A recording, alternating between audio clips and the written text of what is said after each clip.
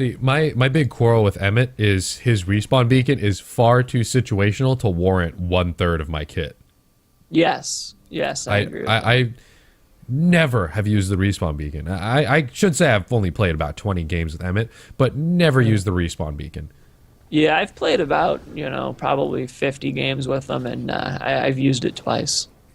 I just think it's far too situational. I mean, when it is used, it's going to be game-changing, but Exactly. I would rather have a trank gun or a spore launcher or something else that would give me a little bit more usage. Because going an entire game without using a part of your kit, I don't really enjoy too much. I will say, he's a boss in arena mode. If you enjoy playing arena mode, he's great because you can bring people back.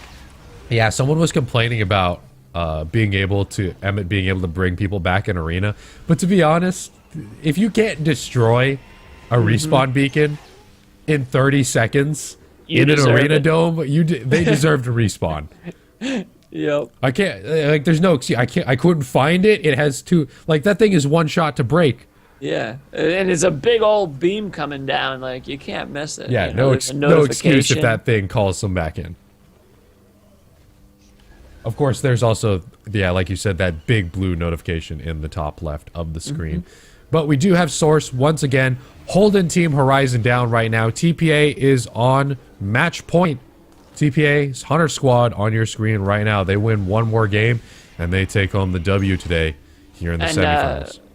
Bugsy's telling us that actually EMET is currently allowed in ESL. Ah, Emmett is allowed. All right, that's cool. I actually did not look over the rules right before we started the stream. So Emmett is allowed. That's nice.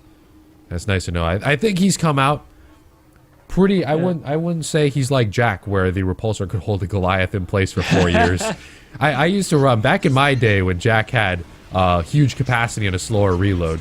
I'd run Jack with his huge capacity, with mastery that gave you extra seconds of capacity, with the capacity perk, and I just locked out a Goliath for years. It's devastating. Emmett's a little bit more tolerable right now in terms of being able to be played in competitive. Absolutely, and I really think that if you build a team around him and you work around him, Emmett has phenomenal potential. Yeah, you got to take a Hank with Emmett or Sunny, and they do have Hank. You're on the team. Try to keep Emmett alive.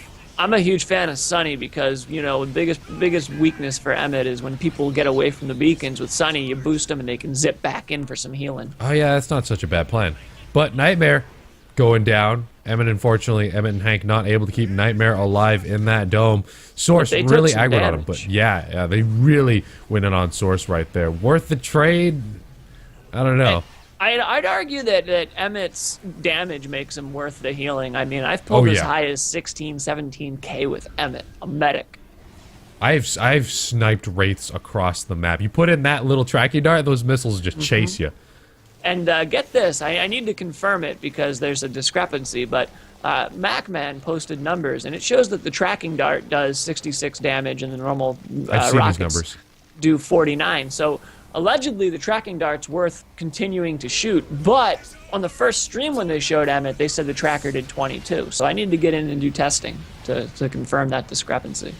Yeah, of course, having a little tracking dart do that much damage is a little strange, considering it's a little pin that's supposed to guide missiles into you. But exactly, but if that is the case, because I mean that's unexpected.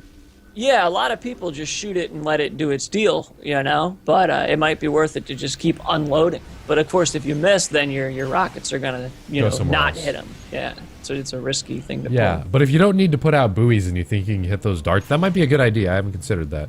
Yeah, I've been running both DR and Quick Switch on Emmett, and I think both would work out pretty well. Quick Switch is nice because it lets you cycle back through doing damage and throwing buoys, because, I mean, you just shoot the tracker, swap, throw a buoy, and you're good to go. DR is great because, DR on a medic in general is generally a good pick, but Emmett himself could use it. Speaking of perks, I was going to vouch personally for jetpack recharge on Emmett. That looks like that's what War Doom is taking. I like it. You can chase people down with the buoys and dodge in combat to help keep yourself alive. So you're giving up damage resistance. You're giving up a little bit of your direct survivability for confidence in your dodging game and catching up to hunters so you can get them near buoys, because those buoys don't fly very far at all once you throw them out. No, Emmett needs to work on his pitching, Yeah, those things don't go anywhere. He doesn't have a good arm. One thing I've used to counter that is by jumping up in the air when I'm up on higher elevation. That's what I've used to counter the soup. It's a really short buoy throw, but if you can get up in a high area. Oh, this is a terrible place to dome. I've domed here before. They got to take out that Nomad or they're going to have some serious problems. Absolutely. That Nomad does not take any shit. Oh, yeah. That Nomad will kick you into the ground. And dropping down into the pit right there. Nightmare, unfortunately. He might have got hit by a snowball, maybe. I'm not sure. Well, how was he low in the first place? He was eating some lightning strikes. Maybe it was some wildlife. I don't know if he came into that dome at full health, but Nightmare is going down right there. Dylan Frey is not letting up the whole time, just going in on that flamethrower, chasing down Source. Gonna try to eliminate him from the match. Emmett trying to pick up Nightmare using those buoys, but all Source has got to do is shoot a snowball at those buoys to take him out so that Nightmare doesn't get back up and toss down another dome. You know, it's kind of nice. The smoke grenades kind of obscure the buoys a little bit. The gas grenades. Oh yeah, the sting nades? I actually haven't considered that. Lightning Strike does come in hot. Connects on both Nightmare and Dylan Frey right there. Both of them are looking pretty low.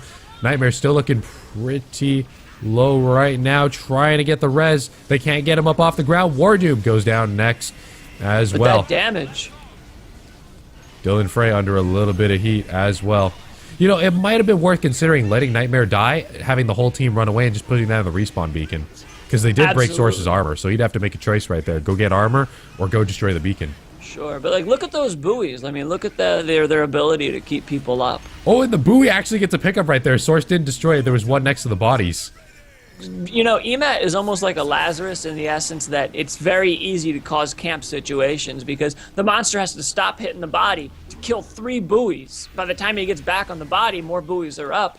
And if you have good buoy placement, it's actually very tough to camp a body. Yeah, actually, speaking of buoy placement, you got to be able to space them away from the body, but still close enough to where it's healing. It is a 15-meter radius, which is the same as a heal burst. And there's that respawn beacon finally in play. I've never seen that thing used before. And see, now he has the dilemma: do I keep armoring up or do I go for the buoy? Of course, or the beacon. If I were Source at this stage of the game, I would just continue feeding up. Let's see, where was that beacon placed down at? Do we see it on the minimap? No, we don't actually see it. I'm not sure where it's at, but Nightmare is might it that red dot? Or no? Oh, well, we do have... Yeah, it was that red dot. It was the red dot right over here. Yeah. The diamond. By the way, you'll notice Emmett's buoys show up on the minimap. If you're playing and you need heals and you're not sure where they are, you can pop your minimap up to find one. Oh, and Nightmare just goes down immediately. I was like, wow, that respawn beacon may have been game-changing. I have never seen it used before. And he just goes down immediately to a snipe lightning. Source like, I'm not taking any of that. Nice welcoming present there. Respawn beacon, game-changing. Not so much for Source. It cost him 1 lightning strike. Welcome to Earth. Did Nightmare respawn with his dome ready? Oh, how does it work relative to Laz? I couldn't tell you, to be honest. I do not know how it affects their cooldowns and such. All right, so I would guess it brings them back with everything ready to go because it's essentially pulling them from the dropship. Oh, and here comes Dylan Frey again. He's brutal, man. I've played against Dylan, and I gotta say, he's very well versed. He's beastly on Monster. There's really no role that I've seen that he doesn't excel at. Oh yeah, I've seen him play Bob. He's doing pretty solid here on Assault today as well. Just going in on Source, not letting him get that 20% courtesy armor. Nightmare should be respawning in a moment. Let's look for that. There we go. Yeah, that red diamond over there is where Nightmare is respawning. Respawning a little bit far from the team, but he can group back up. They gotta get in position to defend the relay, though. I think Source has about 1 good fight in him right now until he's screwed, because even if he leaves this dome with a low amount of health, Crow's on the field. I'm seeing this time and time again. Absolutely. EMAT is capable of just massive damage on Krakens, you know? You just gotta hit 1 shot. He's a great pick. I think we're seeing here, like, you know, just how strong EMAT can be. Source could have finished off Emmett right there if he would have just destroyed that beacon. Source's beacon management game's got to be on point if he wants to win this fight right here. Going in for the aftershocks. He's only got 1 point in aftershocks. He's going to be hard to hit. Nightmare being protected by the shielding from Hankin. They already, wow, broke his shield. I didn't notice that. That's EMAT, man. That's the dome dodge is huge. it's Dylan's beastly damage coupled with Emet's ability just to continually pelt the monster with 45 damage a pop, and what is it, like 10 rockets? I think it's less than 10 rockets, isn't it?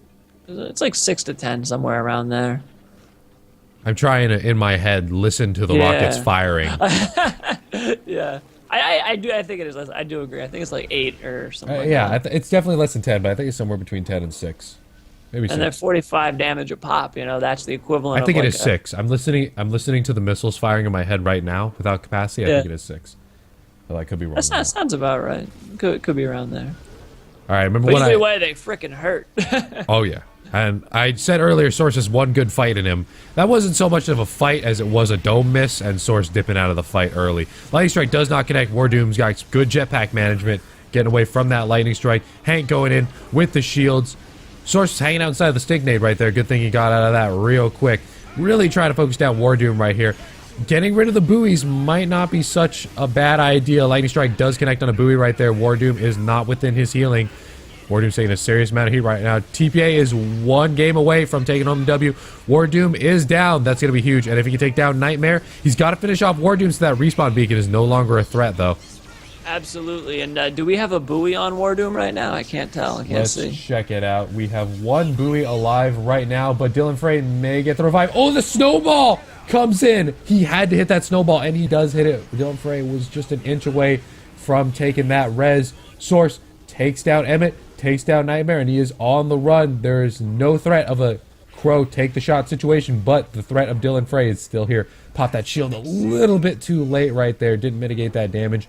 And now Source is going to be waiting. This is so aggressive. He's got a bar of health left. He's going to go one-on-one against Dylan Frey. Maybe he's got 2-on-1. bloodlust. Bloodlust, man. Nice Banshee right there. The Banshee. Yeah. And it is a 1v1 situation. Source versus Dylan Frey. The Stink Nade goes down to turn Source. Source, this is ballsy right here. He can just he can eat the bodies of the people he's already down. He doesn't need to do this. He can take a win a lot safer, but he's just gonna go in. Dylan Frey needs to land a couple of headshots with a minigun. He's committed. He's stuck in the cave. Dylan, give me a Stink Nade. 1v1, the shield. Source, what are you doing? Get some armor, damn it. What are you doing? He's trying to break the shield. He's in the Stink Nade. He's got no HP. I see no HP on Source right now. Dylan, take the shot. He's got a Mammoth Bird. He's got a little bit of armor. Dylan just said no to that. I can't believe it. Source is ballsy, but he knows his limits perfectly. This is insane. 34 seconds on the dropship. Dylan Frey on the run. I don't think he can whittle down Source's armor at this point with that low health. He's just got to survive for the respawn.